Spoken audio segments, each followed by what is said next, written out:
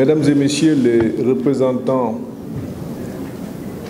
des acteurs portuaires en vos rangs de qualité, permettez-moi de distinguer le président du patronat, CNP, cher ami Beidiagne, cher Mbagnick Diop du MEDES, cher le président de la Chambre de commerce, le secrétaire général de la CNES, Mesdames, Messieurs les acteurs portuaires, honorables invités, Mesdames et Messieurs,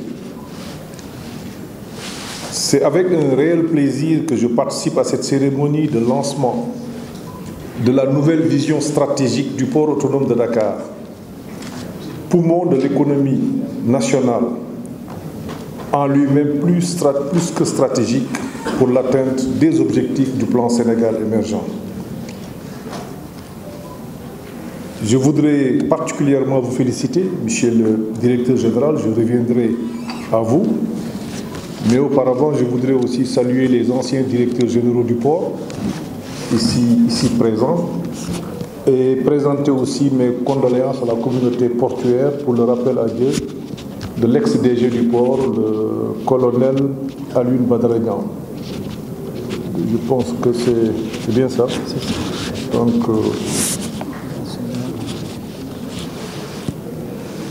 Monsieur le Directeur Général, je reviendrai à vous pour vous féliciter pour le lancement des consultations inclusives autour de la nouvelle vision et du prochain plan stratégique. Avec un trafic correspondant à 18 millions de tonnes en 2017, 95% des échanges commerciaux avec le reste du monde, 95% des recettes douanières, le port autonome de Dakar joue un rôle majeur dans l'économie sénégalaise. C'est une autre raison aussi qui justifie ma présence en tant que ministre de l'économie, des finances et du plan. Je voudrais féliciter le cabinet Performance qui nous vaut beaucoup de satisfaction en Afrique, mais nous avons vu aussi la brillante présentation qui a été faite et je suis sûr que le directeur général du port et son équipe pourront en faire un bon usage. Il nous appartient maintenant à tous de le maintenir sur une trajectoire de développement et d'efficience, en phase avec les défis de compétitivité de l'économie nationale et les objectifs d'intégration régionale et africaine.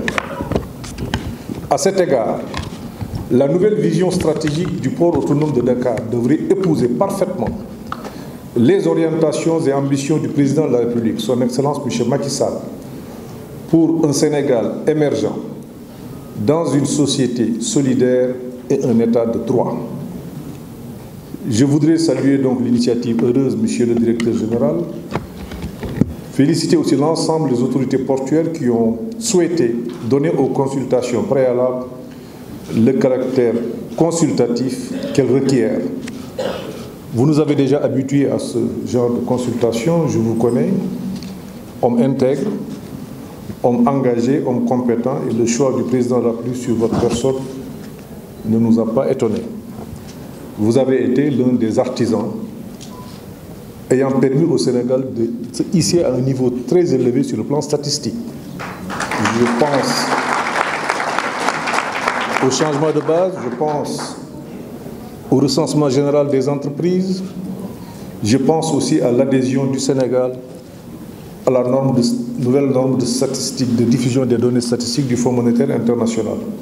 Félicitations pour le travail qui a été fait et fait partie intégrante de la veille stratégique sur la compétitivité de l'économie nationale. Dans cette phase de consultation sur le plan stratégique 2019-2023 du port autonome de Dakar, les paramètres ci-après devraient retenir notre attention. La capacité de manutention du port, les délais d'attente pour les opérations de chargement et de déchargement, on l'a vu tout à l'heure dans la présentation, les coûts de manutention, mais aussi l'absence de digitalisation des activités portuaires en termes de procédures pour le temps et pour le coût de passage.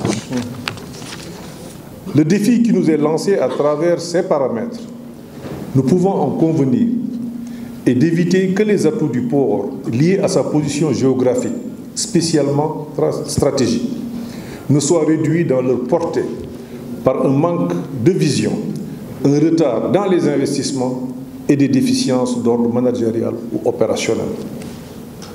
Disant cela, je voudrais saisir l'occasion de la présente cérémonie pour saluer les efforts que déploient au quotidien les autorités et la communauté portuaire pour faire du port autonome de Dakar le port d'excellence que le plan Sénégal émergent destine à l'économie nationale qu'il cible, une économie plus complexe, dynamique et prospère. Ainsi, au gré des acquis de la transformation structurelle de l'économie nationale, la fréquence et la variété des produits plus élaborés en transit pourront gagner en importance, nécessitant éventuellement plus d'attention au délai de traitement et à la qualité, en ce qui concerne les opérations en mer, sur le terminal ou dans l'interland, tout le long de la chaîne de valeur portuaire.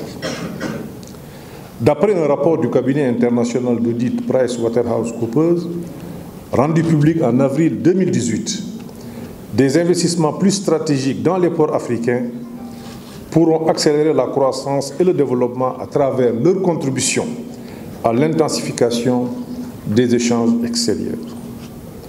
Pour ce faire, nos concurrents ne manqueront certainement pas d'investir dans la construction de nouveaux terminaux et ports, y compris des ports secs, dans les infrastructures et équipements, mais également dans l'efficience et l'amélioration des performances globales de l'outil portuaire.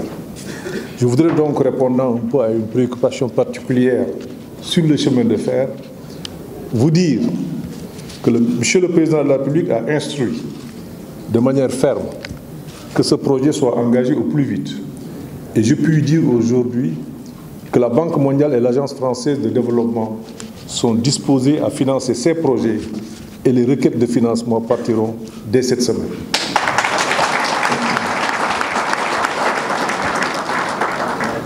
Je voudrais donc dire qu'il faut veiller à un traitement direct des contraintes liées au risque de congestion dans leur port, autant voudront faciliter davantage leur accès sécurisé, interconnecter les infrastructures et surveiller les coûts, l'efficacité et la fiabilité de la logistique du fret.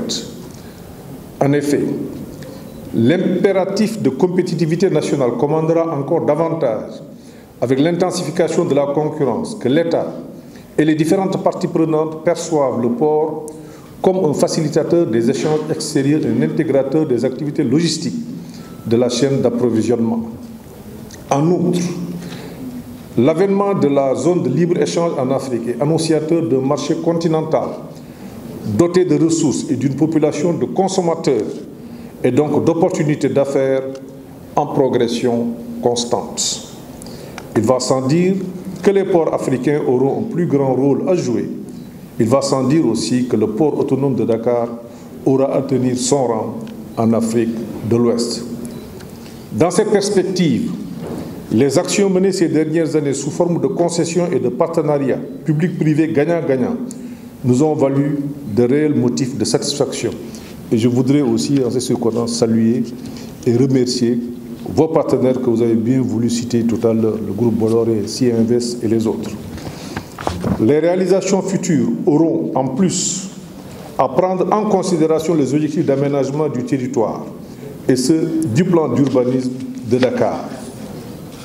Ils auront certainement à se fonder sur une approche infrastructurelle et sécuritaire intégrée, en parfaite cohérence avec la nouvelle vision, celle d'un port moderne qui obéit et répond à l'évolution technologique du monde maritime par rapport aux services offerts aux navires, aux passagers, aux fret, aux différents membres de la communauté portuaire.